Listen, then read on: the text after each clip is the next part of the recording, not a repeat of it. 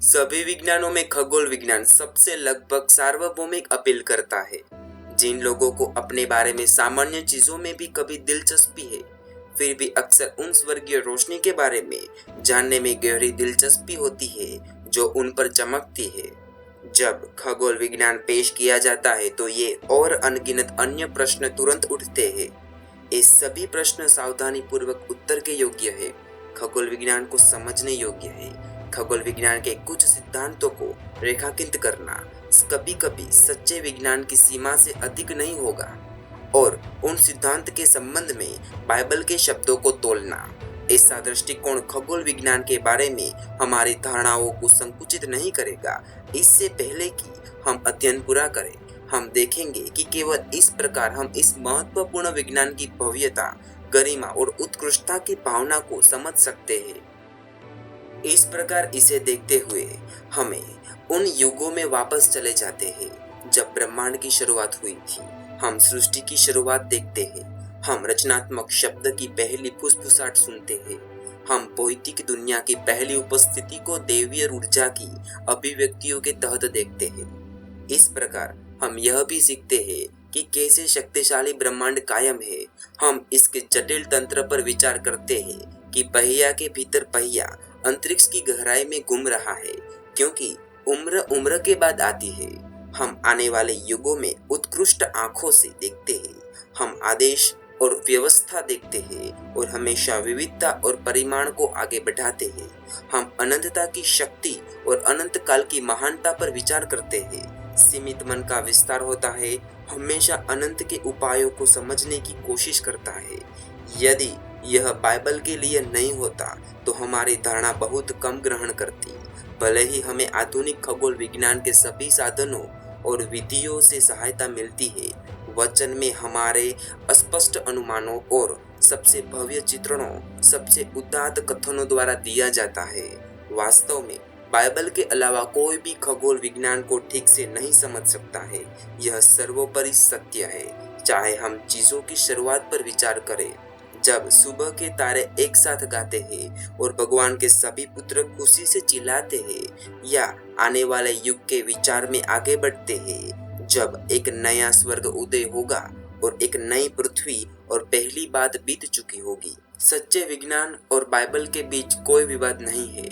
दोनों ही ईश्वरीय सत्य की अभिव्यक्ति है, लेकिन हॉलीराइट के रत्नों को और अधिक शानदार बनाता है, और बाइबल कभी भी मन को सच्चे विज्ञान के चमत्कारों में अधिक गहराई से और उत्कृष्ट रूप से मार्गदर्शन करता है।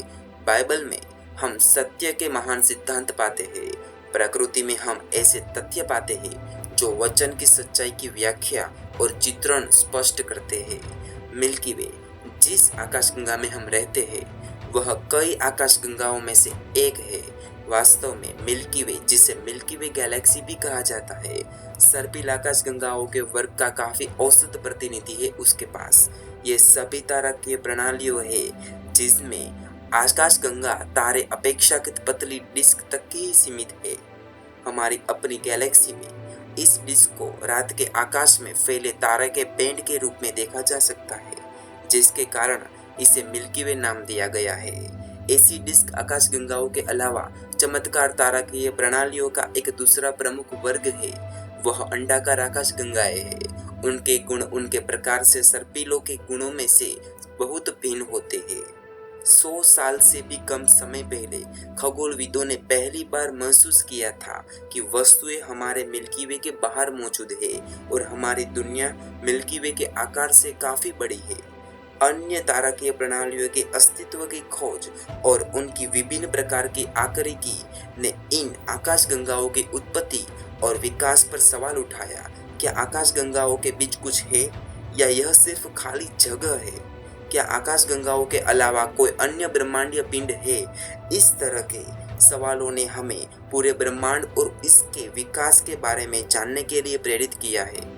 सर्पिल आकाशगंगा NGC 1232 हमारे मिल्की वे के समान हो सकती है यदि इसे ऊपर से देखा जाए। एक पूर्ण क्रांति में हमें लगभग 24,380 वर्ष लगेंगे।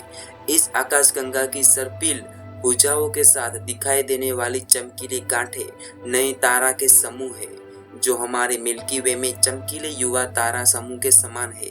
अधिक लाल रंग का रंग दर्शाता है कि वहाँ के तारों की औसत आयु बाहरी भागों की तुलना में अधिक है और यह आकाशगंगा सर्पिल आकाशगंगा के कारण गुरुत्वाकर्षण ज्वारीय बलों से विकृत है।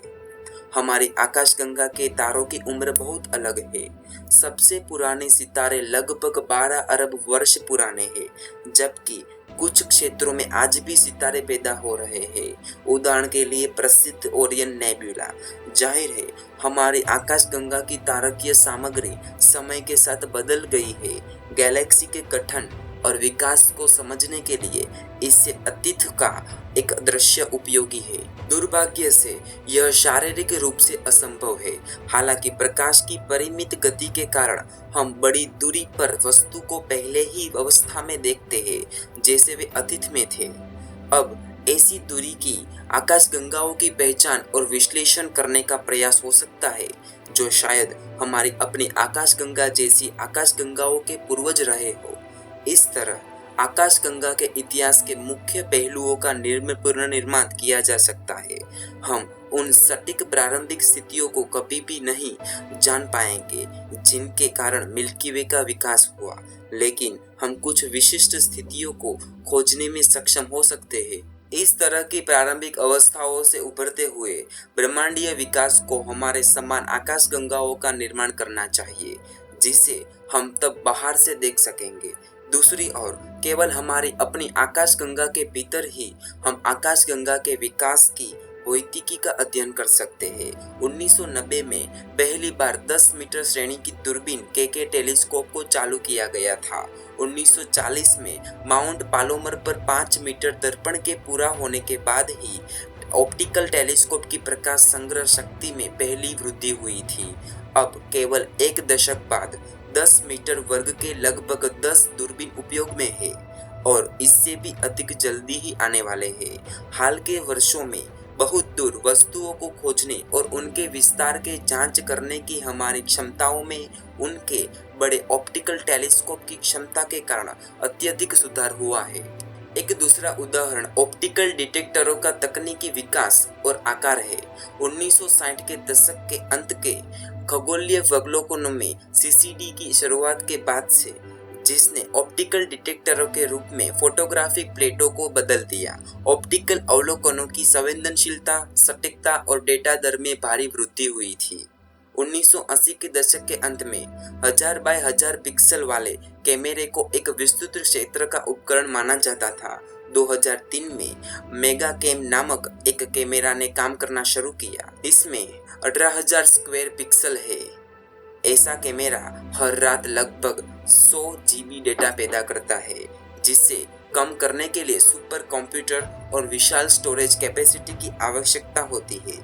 लेकिन यह केवल ऑप्टिकल खगोल विज्ञान ही नहीं है जो प्रमुख विकास के चरण में है, लेकिन यंत्रीकरण में कभी बहुत प्रगति हुई है।